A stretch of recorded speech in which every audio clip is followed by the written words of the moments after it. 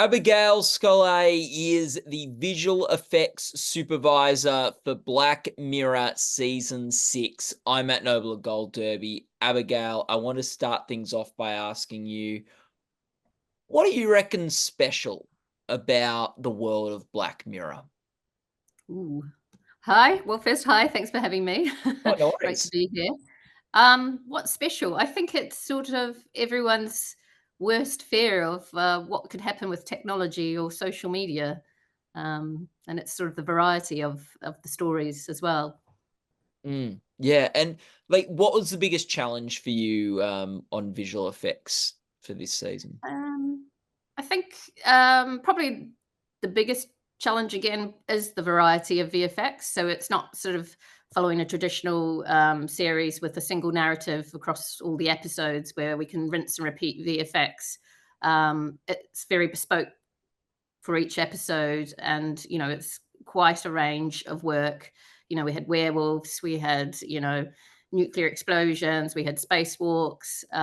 So I mean that's what makes it interesting though as well. But yeah, that would be the challenging part.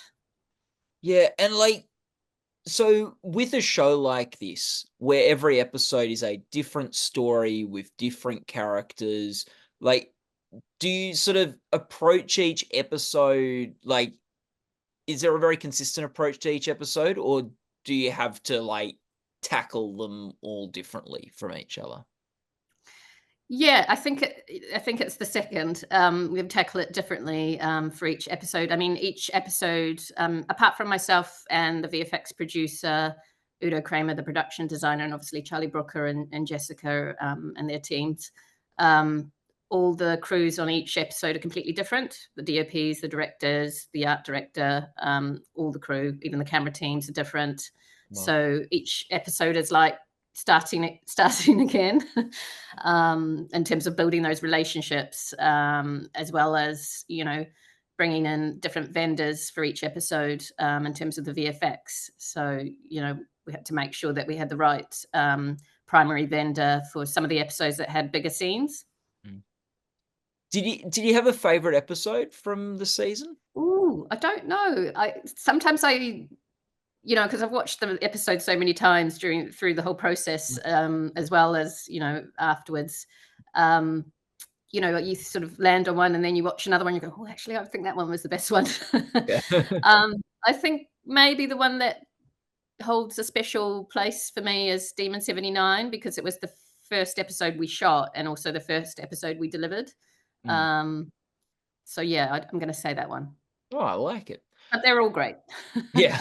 What was a sort of a choice that you had to make as a visual effects supervisor from that episode or any episode, of the series you're particularly sort of proud of or fond of? I mean, I think I'm proud of the fact that, we always shot practical elements for everything, Mm, and based the VFX, on that, or if we had to, we would replace it. So that I'm quite proud of. I'm sort of fallen to that sort of school of thought that it is always better to shoot something practical if possible. mm, So, for instance, the spacewalks, we didn't use digital doubles for that at all. That's all real elements of Aaron Paul on wires, or or a stunt double. mm, So I'm quite proud of that because it required a lot of tech viz in order to make sure that we could achieve the shots that John storyboarded. mm. So I sort of look back at that and think, yeah, that was tough and that was good. Yeah. That episode Beyond the Sea is, a really fascinating one, and in that one, you've got these astronauts that are going, that are, on a 2-year mission, but they're going back to their bodies on Yeah, Earth, or replica robot sort of their yeah, bodies on Earth. it's the Uh, ultimate remote working. yeah, yes, it is. Um, what was, uh, what was, uh, what was something, special about that episode for you? Yeah, I mean, I really enjoyed doing the spacewalks, but also, you know, um, another tricky thing that we did on that was when David's replica's arm gets severed off, Mm, and that was challenging because we used an animatronic arm, and it wasn't ready initially in time for our shoot in Valencia. Mm. So then we had to adapt and sort of pivot and shoot those beats on green screen and then seamlessly integrate that back into a scene that was already shot. So yeah, that was quite an interesting one. Yeah, and we just augmented that and added fluids on that. Mm. Yeah. There's like there's the episodes where you've got werewolves and like outer space and robotic replica arms, but there's also like on the show episodes that are a little bit like less sort of traditionally what you'd think of as big special effects sort of things. Like for Mm. example, Joan Is Awful is one where it's about um a woman who like just discovers there's a streaming service that's made Yeah. a TV show based on her life. What was something about that episode, Joan Is Awful, that was like a big special effects choice that you had to make there? Well, we would try and shoot all the screens with content if it was available, but obviously, it's sort of a scene within a scene of TV, so a lot of that was replacement of screens. So, but having some practical elements that we could record of the screens was great. And then yeah, just the glitching realities. Cutting through and just we sort of almost had an existential crisis trying to work out when we're storyboarding for our VFX breakdown, like, oh, it's this Joan now, no, it's the other Joan. But yeah, we sort of had a pin board that we were following as we were shooting that, so I was quite happy about that. Yeah, To be I know. honest. Yeah, I know, that's good. And what's, I guess, like, with Black Mirror and with these, like, episodes, what's, like, how, like, because 'cause they've got great twists often at the end of the episode. Yeah. How do you react when you see these, twists in the script? Yeah, I felt quite sad about Beyond the Sea because I wasn't expecting that one, so that really got me, I think. Yeah. That one in particular, yeah. Mm, Yeah, you definitely feel it. I mean, it's the writing, isn't it? It's brilliant. So you definitely have those reactions. yeah. And, like, this is your first season working on Black Mirror, correct? Mhm. Had you watched much of the show before coming Yeah, to the world? yeah. I had watched, I think Nosedive, was it? The one with the social media sort of app, Oh, where yeah, they're sort of ranked. That was one of my favorites. So yeah, I had watched quite a few of the Black Mirrors before. yeah. Was there anything that surprised you, like, going from viewer of the show to someone working on the show? Yeah, I think what's quite different and unique about this season was that it wasn't just, you know, modern day or near future. There was like some quite specific time periods. Mm, And that was quite interesting and quite different. And I guess that was unexpected coming onto it for the first time. yeah. And, like, so, Abigail, you've, like, done some work in the past on some of the Marvel films and that cinematic universe. You did some I think you were a compositor Yes. on, like, Captain America and Guardians of the Yeah, Galaxy and taking it back. Ant-Man and things. What's something you learnt from the Marvel universe that sort of has helped inform the way you approach visual effects? Um, Yeah, I mean, it's just always sort of refining your art form, isn't it? When you're working on a show, and there's always challenges and ways to overcome them. So I guess that's what I've learnt from my years of compositing. Yeah. And, like, for people watching this who might not know, like, what is the compositor role? What does that involve? Yeah, so you're at the end of the pipeline. So your job is to make all the various elements from various sources that come together in the final shot look photographically real. So Mm, that's your job. yeah. Yeah. And did you have a favorite Marvel film that you worked on?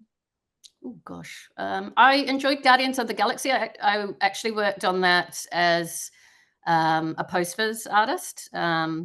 So I was out on at the studio in Shepperton, and that was a lot of fun. And I think kind of unexpected because, we didn't really know the Marvel Universe then, so I didn't know who Groot was and all of that, and we were working on it, and it was quite an interesting, yeah, canvas, I guess. Yeah, and it almost like with Guardians of the Galaxy, that one at that point seemed in some ways sort of separate from the rest. Like they hadn't done stuff with the Avengers yet or anything like that. And that was sort of in sort of fairly, at least from my memory, a fairly early stage of the sort of Marvel sort of phase before Yeah, these exactly. crossover. So that's pretty cool. Um, did you what do you think Abigail makes great visual effects? Ooh, lots of planning, I would say. Lots of planning, good good plates to start with, a good plan, and great vendors. Mm. Was there a time when you knew you wanted to work on visual effects for film and television? Yeah, I mean, I started years ago, so what, year 2000? And I actually didn't know what visual effects was then, and there wasn't anywhere to go to study it. It was sort of I just started getting into editing, and I was doing a bachelor of media studies or something, and sort of found that I enjoyed it, and I sort of happened to be at Pacific Renaissance Pictures working as a runner, Yeah. and be in the right office at the right time, and had a conversation and got given a chance to learn visual effects, and Oh, that's how I started. oh, fantastic. And what did you love about it when you, like when you started doing this thing that you hadn't started off thinking that you'd be working in and stuff? Yeah. What do you love I most don't know, about I think I just enjoy the way you can change an image or, make something it? totally different or beautiful, and, it's sort of just that attention to detail. I mean, my first job was Power Rangers, Mm. working on, sort of American syndicated Power Rangers, and that was quite a lot of fun, quite different from the work I do now. Yeah. And was there something that was particularly fun to work on for Black Mirror? Um, I feel yeah, I mean, all of them I've got, good memories of. Definitely, Demon 79, the fiery sequence, that was a lot of fun. We actually took that set and took it to an exterior location and burnt it for real. So we got a lot of real good base, plates to work on for that. But also the spacewalks were a lot of fun. We were really scrappy and had to shoot everything sort of in just over a day, I think. And so we were moving really fast. But by the end of it, we were all really enjoying it. And it was just a really fun day on set. Yeah. I've only think of like visual effects, like think of people sitting at computers, like working on stuff. But if you're doing a lot of practical effects, like the spacewalk and things, you have to actually be on set while that's happening. Yes, absolutely. I mean, there's so much planning that goes involved in something like that, for example, to achieve those shots with some quite big camera moves. And anything that uh, Cliff interacted with, we had art department build a partial set for us. So, for example, the airlock exterior, the handrails that he sort of goes to the coolant on, we had a partial set of that. And that just helps us, and then it's, integrating that seamlessly with the CG extension of the ship. Mm. Like, and I guess like practical effects will have, obviously a lot of the reason for doing that is that it will look different and look more authentic and stuff. Exactly. But also like, is there an element where by doing them, there's more sort of, I know, collaboration and harmony between the departments?